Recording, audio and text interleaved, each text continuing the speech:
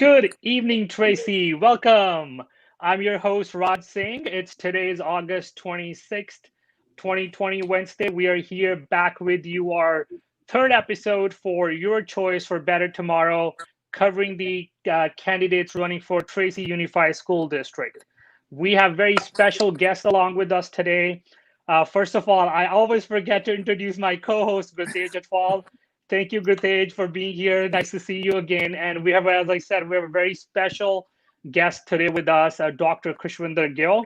She is a very known personality, just not only in the city of Tracy, but entire Central Valley. She's our pride, and we're so proud of her that she's hosting this show with us. She is honored by our former governor, Jeremy Brown, with her community work that she has done. She's a former principal of Tracy, the city of Tracy's school. She will go a little bit in detail about that. And currently, she's serving as assistant superintendent in Venetia School District, I believe. Uh, that's how that's kind of credentials, that's kind of community work and her background is. So we're very honored and very glad and so thankful for her being with us tonight. Welcome, Dr. Krishwinder. Thank you, Raj, and thank you, Gurtej. Thank you for asking me to join the show. It's a pleasure. Good evening, City of Tracy, all of our community members, Tracy Unified School District, which I'm very proud of. I am a 27, 28-year resident of Tracy, City of Tracy. As Raj shared that I used to work in Tracy, I was here working in Tracy Unified for 11 years as a teacher at Art Fielder School, assistant principal at North School, and principal at George Kelly. That was the time when Raj mentioned about Jerry Brown that I was honored. It was my pleasure, humble pleasure, to receive the Principal of the Year, California Principal of the Year award in 2011. And since 2012, I have been serving as an assistant superintendent. I was assistant superintendent for 5 years in Lambertsville Unified School District, our neighboring district. And currently I'm working in Venetia Unified School District as an assistant superintendent as well. I am still living in Tracy, so that's where my roots are, and I am very proud of Tracy. And I also want to thank my husband for allowing me, not only allowing me, but encouraging me, I should say, to be where I am today. And finally, I would want to say I'm also a Tracy Unified School District parent, because both of our daughters went through Tracy Unified School District from elementary school all the way to high school, Art Fielder School first, and then Tracy High. And I'm proud to say that the older one is doing law at Georgetown now, and the younger one is doing medicine at Pacific Northern University in Washington State. And Tracy should be proud because they are Tracy Unified products. So it's my pleasure to serve Tracy and Tracy Unified School District. Thank you. Thank you very much, Dr. Gill. And today is Women Equality Day. I want to thank you for your leadership, and to the listeners, all the women who are leading at their house, at their front, as well as in different portfolios. So we have already had an opportunity to meet Zachary Hoffert, who is an instructor. Then we also met Jeremy Silcox, who is an incumbent. Today we have an opportunity to meet a strong woman who is part of the school district since long. I welcome Jill Costa. She is a business analyst. Now I'll hand it over to Dr. Gill to please proceed. Thank you. Ms. Costa, welcome. Thank you so much for joining us. I remember the memories back from 2010 when you and I worked together in Tracy Unified School District. You were a board member, I was a principal. So I am honored to have the pleasure to be able to speak with you again. So even though I know a lot about you, but could you, for the audience and for our community, could you tell us a little bit about yourself and your previous membership on the board as well? Sure. My husband and I have lived in Tracy since 1995. Two of my grandchildren went through the Tracy School District, and they've both graduated now and gone on to doing different things. I have one still in college here. I've been on the board since 2010, which seems like a really long time when you look back at it, but it goes by very fast. I've worked in the community quite a bit. I'm on the Tracy Parks and Rec Commission right now, serving with Raj. I have worked in the schools, in the classrooms with the teachers and volunteering. Just a lot of different things that I've done in and around the Tracy community. I did start a 503c, but doing putting together, they were called the Treasure Box, which was food for families. If for $25, they would get enough protein and everything but their fresh vegetables that would last feed a family of four for a month. But our supplier went out of business, so we had to stop doing that. But it was a really good thing when we did it. But I've served on a lot of the different committees here in town through the school board. Right now I'm on the city liaison committee with the district. So that's sort of a brief outline of what I've been doing, but I've really enjoyed being on the school board. Thank you. You have quite a long list of involvements you have. So we appreciate your service and your community role you're playing in Tracy. So thank you so much. So tell us a little bit about your vision as it relates specifically to Tracy Unified School District, especially with things that are happening currently in our society and with the pandemic. Oh my, the pandemic really threw us for a loop, didn't it? Yeah. It seems that we started the summer thinking that we were going to be able to go back to school with the kids being in school, putting up a lot of different PPE and safety things, security things. And then a few weeks later, after we got started on that plan, we were told, oh no, you can't go back full time, maybe part-time. So then we went to the part-time plan. And then just a few weeks before school was supposed to start, we were told that we were going to do distance learning. So our administration's been very busy putting together a lot of different plans for the year. And I think they did an amazing job to get it to where it is now.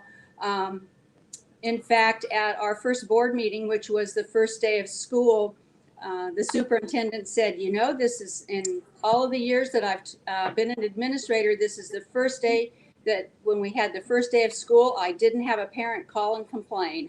So we felt that was a pretty positive thing for distance learning. It is difficult. I know the parents get frustrated, the teachers get frustrated, and the students, they just scratch their head and go, well, I don't know what to do. It's unfortunate that we didn't start the year with enough computers for each one of the kids in the district, but then every school district in the state and most of the ones, you know, in all the other states needed computers too. So we have a promise that our manufacturer will have them to us end of September. We have 1,000 more that came in that have been put to good use. So as far as what I see for our school district, in looking at what Dr. Park, our county administrator, tells us, that it looks like if our illness affecting different people goes down another, I think we need to get to 13 per is it 13 per 10,000 or 13 per 1,000? I'm not sure, but we're almost there. So it looks like we could be going back to school with the children attending by the end of the year, hopefully. But that's what our goal is, to get the kids back by the end of the year. Thank you. Thank you. So Jill, as future years to come forward, you know, next 4 years, because you're running as for the 4-year term, you have specific goals in mind that you would like to lead the district in to achieve those goals for our students? Boy, that's a tough one, because we're elected by the parents and the constituents here in town, but we serve the students. Our students are what we always put first. Correct. And in doing that, we have to have good relationships with the teachers, with the classified employees, and with the administrators. And hopefully the students appreciate what we do too, but I think the students just sort of are oblivious and they just show up and go to school. My goal really is to try to get the three main groups within the district, the administration, the teachers, and the classified employees, to work better as a team. Sometimes I've noticed that we butt heads rather than joining hands and moving along the same path. So that's what I would like to see happen within the next 4 years. So thank you for sharing that. So what I hear you saying is that your goal is to build a community within Tracy Unified School District, Right. so that we can support our students and support our parents. Build bridges, yeah, Build instead of bridges. tearing them down. Absolutely. That's awesome. That's awesome. Yeah, I have just, yeah, I'm sorry. So I have just one follow-up on the COVID. As you have explained, the district is doing whatever in its capacity. So before COVID, there was a deficit of 11.7 million. So COVID is taking its toll on the district also. So though there is federal as well as state funding to help in this duration, so what do you see how things will go in future? As far as our budgets are concerned, right now we are working with a balanced budget. We have a rather large surplus, and that surplus is mandated by law that we have a certain percentage every year. It has to be carried over year to year according to law. But the reason that we're carrying a large amount of money this time is because we understand that there's going to be deferrals, and there could be 5 months of deferrals. So that's almost half of our budget. And we don't want to get to a point where we can't make payroll. If we can't make payroll, then we have to go out and borrow the money. And that's never a good thing to do, because if you borrow the money, you not only pay the money back, but you pay back premium for the percentage that you borrowed it at. So we have a rather large amount that we're holding as for those deferrals. Thank you. And Jill, I have a follow-up question as well regarding the statement that we discussed, that by end of year school is looking to open up the schools for the children. Or I'm not sure if you might have an answer or not, but just generally speaking about it, is there a plan going to be in place that there's going to be a limited number of students who would be in the classes? Because just thinking from the kids' perspective, it would be very hard to discipline little children not following the 6 feet distance, wearing the mask, not coming in touch. So I'm just can't kind of vision it if that is something the roadmap is being created. That is a difficult thing, because I don't know if you're like me. I hug little children, and they hug their teachers, and they want to run up and say, "Oh, I've missed you," and they want to hug their friends, and that's very, very difficult to control with small children. I know that before we open the school to bring the children back, we will have a plan and a roadmap. We don't have one right now, but I'm sure that they will be working on it once we find out when we will be able to come back. But you're right. For the small children, that will be very difficult. I have 3 younger grandchildren that are in a different district, and they just started school this week, and I was chatting with them. They text me. I don't understand how little tiny kids that are like in the 2nd, 3rd, and 4th grade can text you, but they do. They text grandma. And so we were talking about their first day of school, and it's like they go, but Grandma, how can it be school? I didn't get to visit with my friends. So I understand what these little children, even the older children, are feeling. Relationships are so important to them. So I hope we get the kids back sooner rather than later.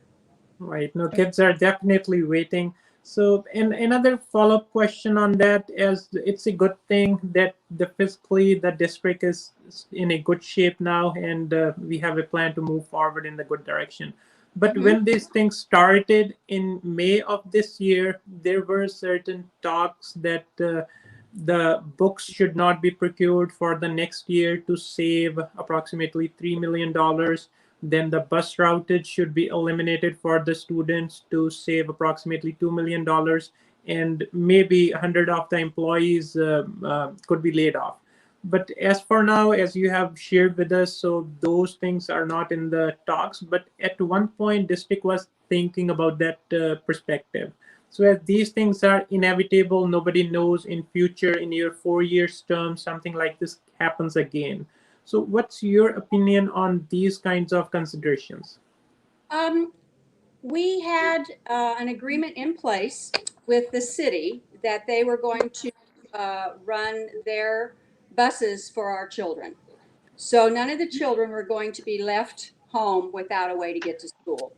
So many of the routes here in the city would be taken over by the city. And the children that are out in the Delta, of course, we would go and pick them up and bring them to school. So none of our children were going to be without a way to get to school. And as far as our bus drivers not having a job, many of our bus drivers are only part-time bus drivers. They do maintenance, or they are oftentimes they work on the yard work around the schools. So they're not full-time bus drivers. There are other things that they would be doing. So that would cover most of them.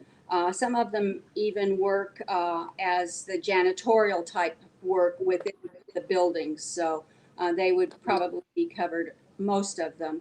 And I can't remember, what was your other question? You had a third point that you were making. So not procuring the test books for this year? Oh, we've already ordered our textbooks before that. So in fact, we got quite a few new textbooks this year. I can't remember exactly which ones, but we did get new AP textbooks for some of the classes because they were getting outdated. I think we had, for the high schools, we had 5 or 6 new textbooks that we had already purchased. So we did buy our textbooks. Yeah, no, as a audience, yeah, we sincerely appreciate your resourcefulness. As you already mentioned, your goal is to do the partnership. And in these kinds of situations, yes, partnership should be with the city, partnership should be with the other departments, so that we just go over these kinds of situations. As this is one of the big district, approximately 14,000 students go in this district on daily basis. We have 700 school teachers, 535 classified employees. So you have to make sure that everybody is taken care of in these kinds of unforeseeable circumstances. We certainly try, yes. Right. So I'll ask my next question, just off of what Cortez was talking about.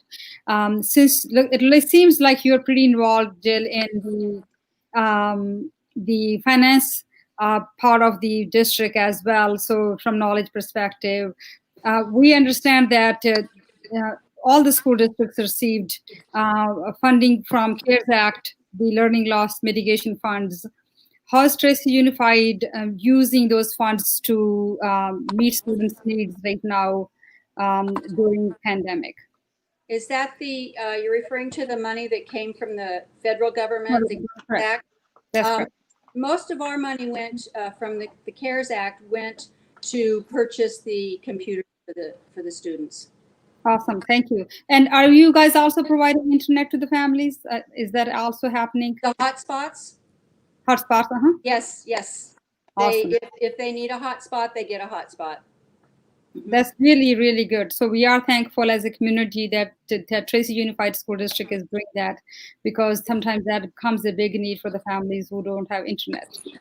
I know sometimes mine slows down. It's like, maybe I'll go get one of those hotspots. Yeah. Yes, But yes, if they need the hotspot, they get the hotspot. correct. So, Right. so Jill, what is being done right now? You may or may not know the details to meet the students' needs who have learning disabilities or English language learners during the virtual learning. Okay. The English language learners, we had testing that needed to be done at the beginning of the year, and I think there were over 300 students that needed to be tested. And I think we have completed almost all of those tests. I haven't looked or shared, the teachers haven't shared with me how they're going to work with their English language learners, but I know that in the past, they've always done a wonderful job with them. Correct. So I'm sure that they will continue to do that. But they had to get the testing finished to say, well, this student is 100%. They can't speak English at all. Whereas maybe this student over on this side, it just needs some encouragement and a little help. So the teacher would know how to work with each one of those students. Now, your children that are the special needs children,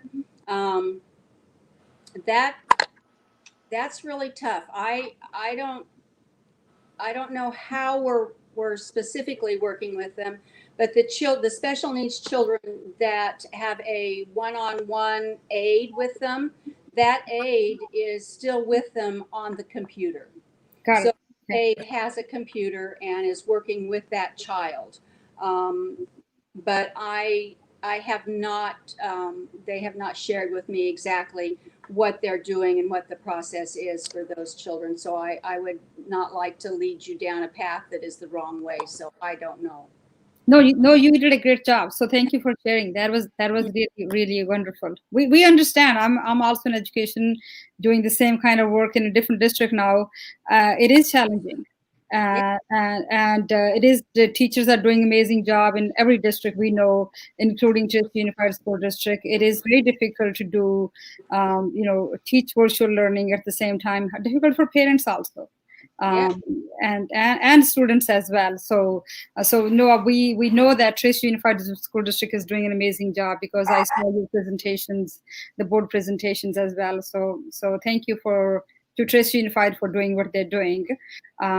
So yeah, very nice. I'm very proud. Yeah, we have a question now from the audience, Jill. So I'll just add one of our school kid. So her name is Anika. Anika, you are live, so please share something about yourself. And Jill is here for the question.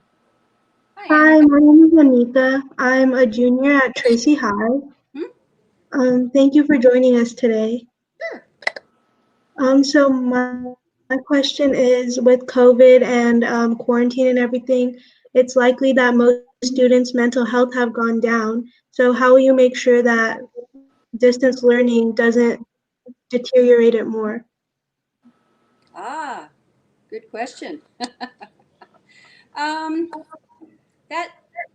Each one of us is different, and some of us can spend long hours on a computer, whereas some children, especially those children that don't like to sit still and need to get up and run around, it's very difficult for them. And my 3 little grandsons, I don't think they've sat still since they were able to walk. But I know that we have a lot of contracts in place with outside mental health providers here in the district. And we would never, ever want a student to feel that they didn't have some place to go, someone to talk to. And that's a terrible feeling to have. I understand that feeling.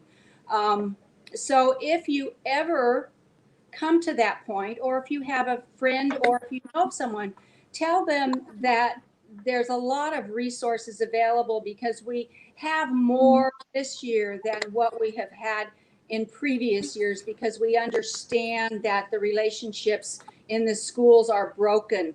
The kids don't see each other. I know they text each other and they call each other and they're online and they look at YouTube, but being with each other is important. So if you know somebody that's suffering with any kind of depression or needs help, they don't have to ask their mom and dad. They don't have to ask the teacher. They can make a phone call. They can text. They can get a hold of whoever they know at the school, if it's the principal, if it's a counselor, if it's the teacher, and just say, I need help. We will make sure that that help is there.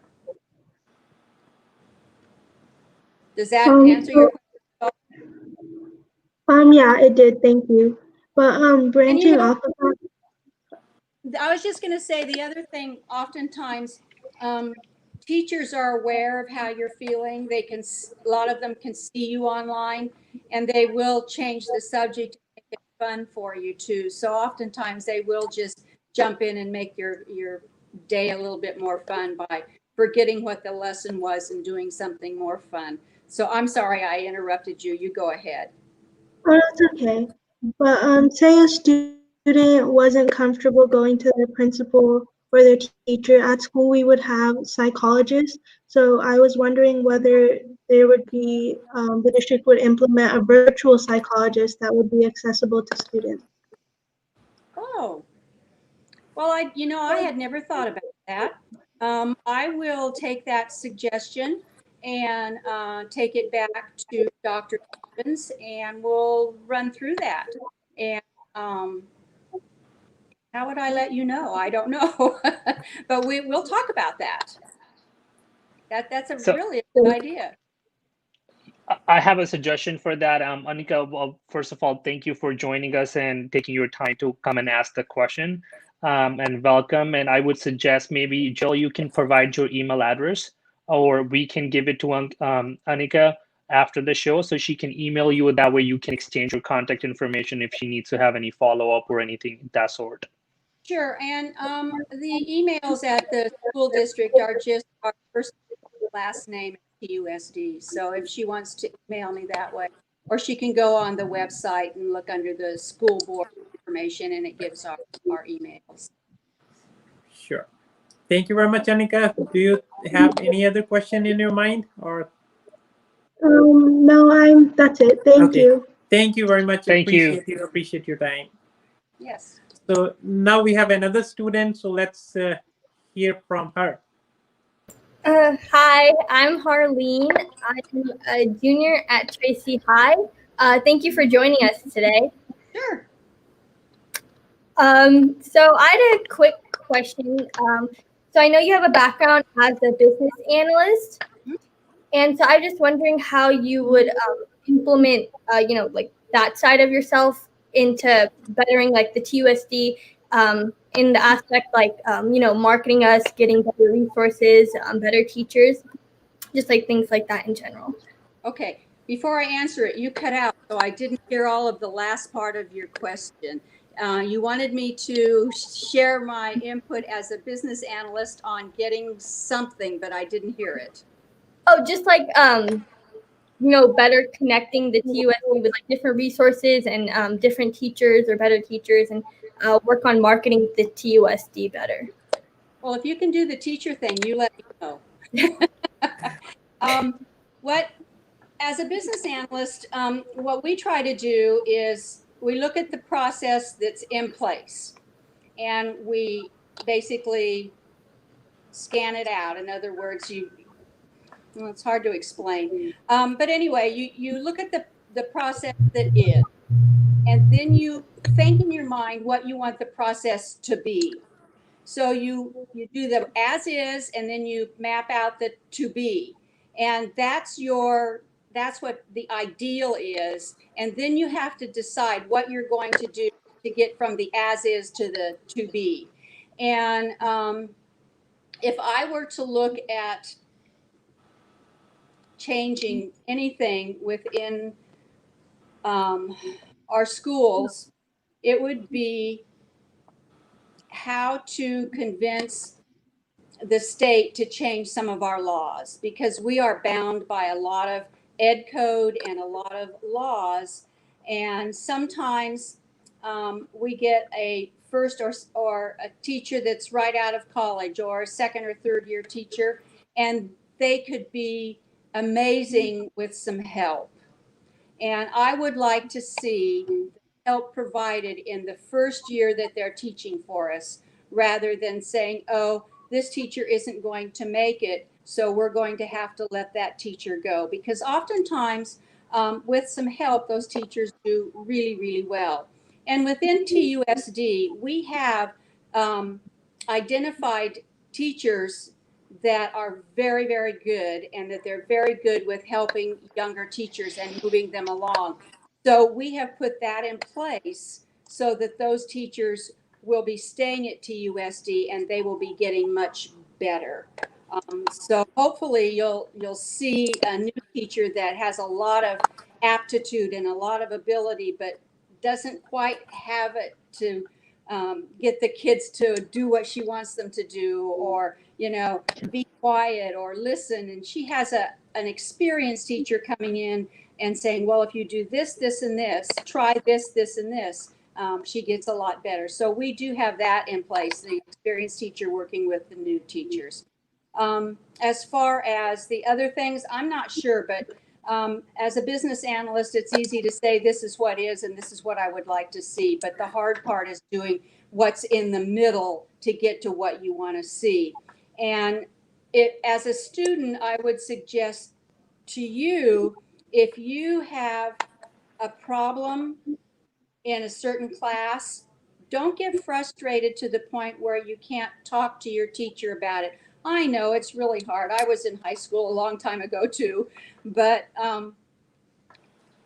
I would say find a mentor, not necessarily at school, but sometimes it's easier to find one at school than somewhere else. But find a mentor and explain the situation to them, and maybe they can help you work through the issue.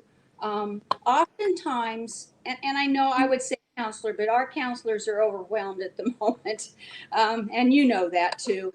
But if you can find someone that can mentor you and help you to understand, to work through a situation. And I mean, I would offer myself, if you can't find anybody else, I love you guys. I don't never want to see you get frustrated.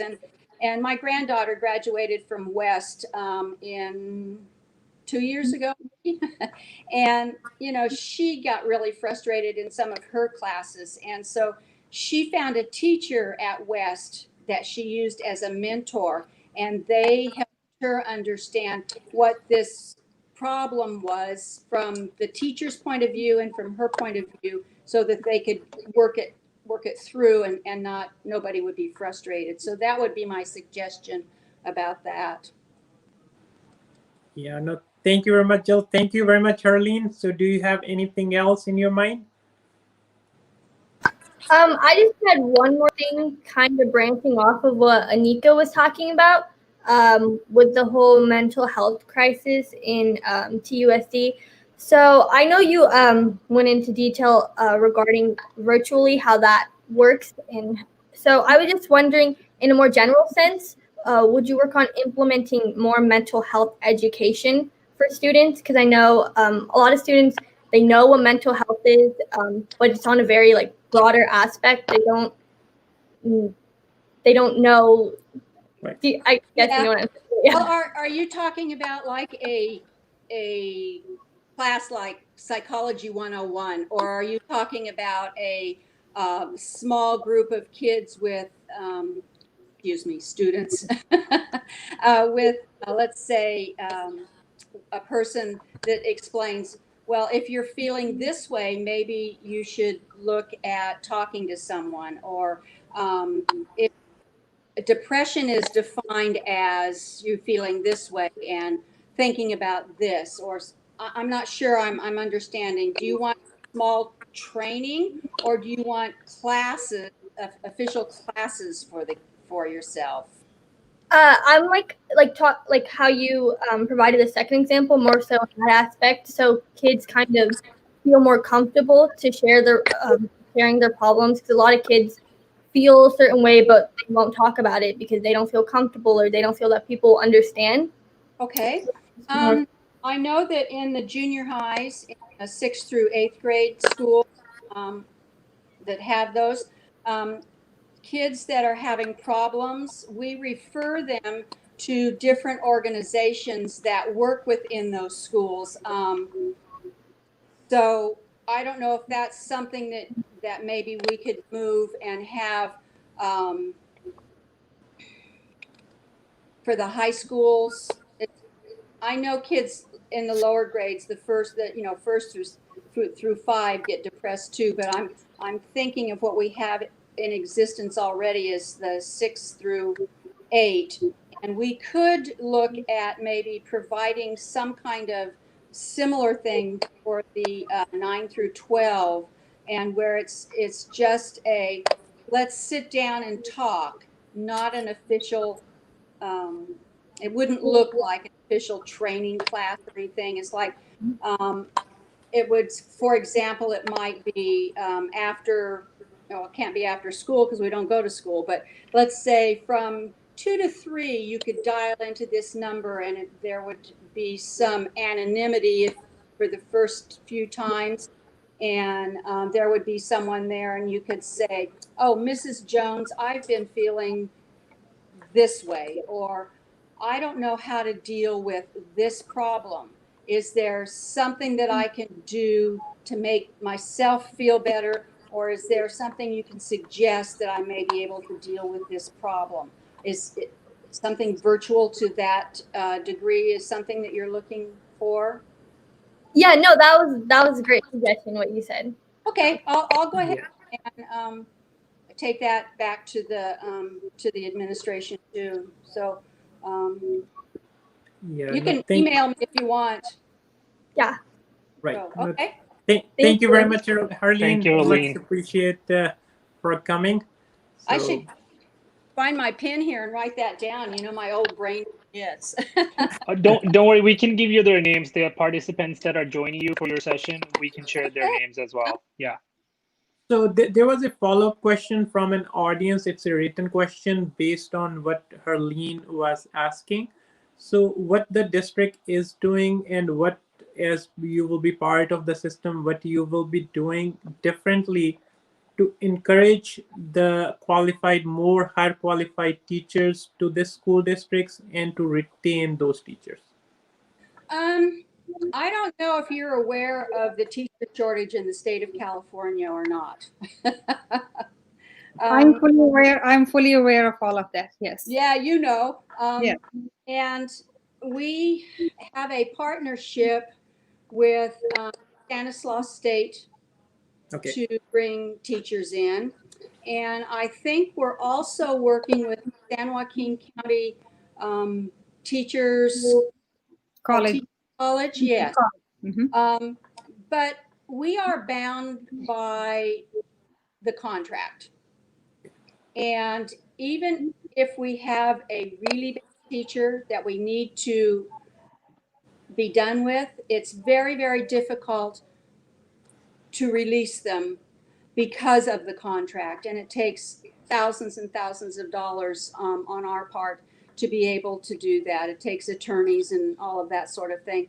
So it's more cost efficient to try to work with them than it is to try to get rid of them. And when I say work with them, I mean to make sure that they have a current, for lack of a better word, appraisal. Are they doing this, this, and this? And there's a standard form that the principals use, and they do talk to them and explain, are you doing this? You're not doing that. And they suggest things that should be done. And then once they get to that point, we oftentimes assign another teacher to work with them to help them to remedy some of their problems that they're having in the classroom. But there is a teacher shortage, which is an unfortunate thing, and we are bound by the contract. So whatever the contract says is what we have to do. So Jill, just before we wrap up, I'm sure Gopej and Raj might have another question as well. Just last question I have is, for the upcoming years, what challenges do you foresee, and how do you and the rest of the board members together, working together, supporting the school districts, will come over those challenges, especially connected with academics? Because we know students' academics all over this country are suffering right now. Isn't that hard? You know, I mean, we have kids on the whole spectrum, and I feel really, really bad for some of the kids because they try so hard. And if they aren't a certain type of learner, distance learning is very difficult for them. I know there are children who learn better by seeing it done and then copying it and figuring it out. There are others that learn better by hearing it. And then there are things intermixed, and the kids are having a really tough time. So hopefully, by having the teachers have their classes in the morning and being available in the afternoons and all day on Wednesday for children and parents to connect with them, they can work one-on-one with the kids that are having the problems. I know it's going to be, at least I feel that it's going to be the younger children that are the hardest time, because our older children are so used to jumping on a computer and doing this and doing that, and they can do Excel and Word and PowerPoint. And I mean, they do it so much better than I do it, you know. But it's difficult for them because, let's say they're in a calculus class, how do I do that problem? And if they can't see it from end to end, they get lost somewhere in the middle. They're lost, and they need to understand what that middle is. And that's the same thing as with a physics class or a chemistry class for them. So hopefully I would think that because we have the teachers working the afternoons and all days on Wednesday to do one-on-ones, that they will take advantage of it. And I think that's something that we need to remind the parents of. Let's say after we've been in school for several weeks, make sure the parents understand that they can contact a teacher, the students can contact a teacher and get the help that they need. Awesome. Thank you. So I'm sure Raj and Gurtej might have more questions, but I just want to thank you, Jill, and thank the rest of the board members and Tracy Unified staff on behalf of our parents, students, and our community. So thank you for the service you're providing. It is amazing, and we are very appreciative of all of you. Yes, they are doing a really great job. We're sort of off to the side. We just sort of try to support them, but our teachers and administrators and our classified staff are doing a really great job. Thank you. So Jill, I have one thought in mind. So as our city is growing, as you are part of the district and you are planning to be part of the district, so every year 250 to 300 students are declining since past 12 years. So what do you think could be done so that the district should be incorporating? So I don't know what the reasons are behind. So if you can shed a little light over that. We need to explain to these parents they need to have more children. Thank you, Rob.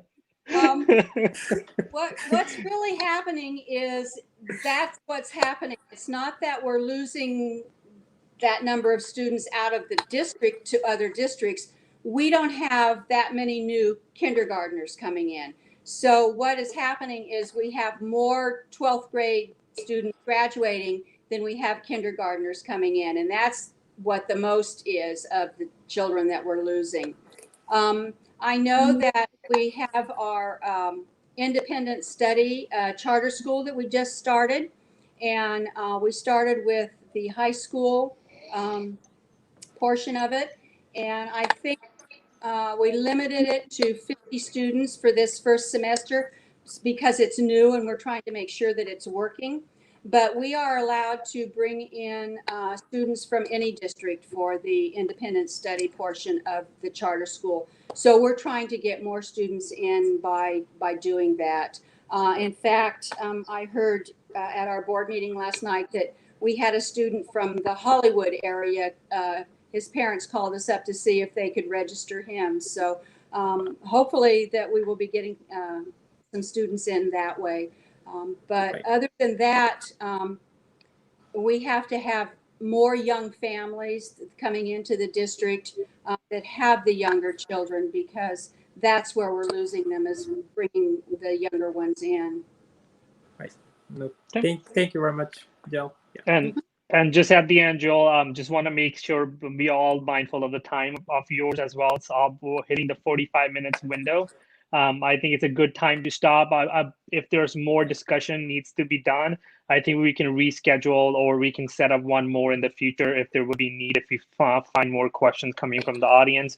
But just kind of, at the end, to wrap up everything, I just wanted to hear if you can provide a couple points or something very brief, who Jill is and why a voters needs to vote for her, so they kind of know that what you are standing up for. Sure. Well, I have been in Tracy long enough and been on the board long enough to understand where a lot of the frustrations and the broken parts are.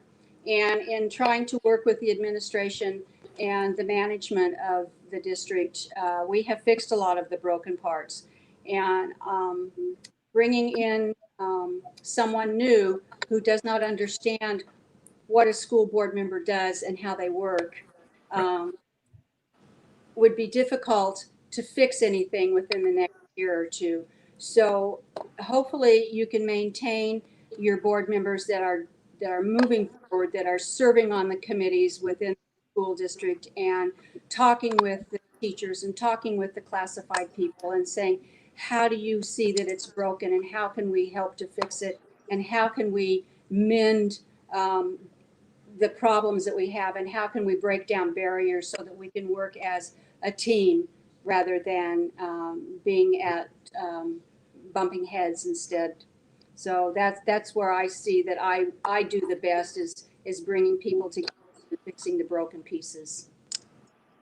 Got it. Right. That's a good answer, and kind of my takeaway is your experience, and you know the system ins and out, and you know where the gaps are to fill them in. That's what you're standing up for, and that's amazing. And we wish you a good luck.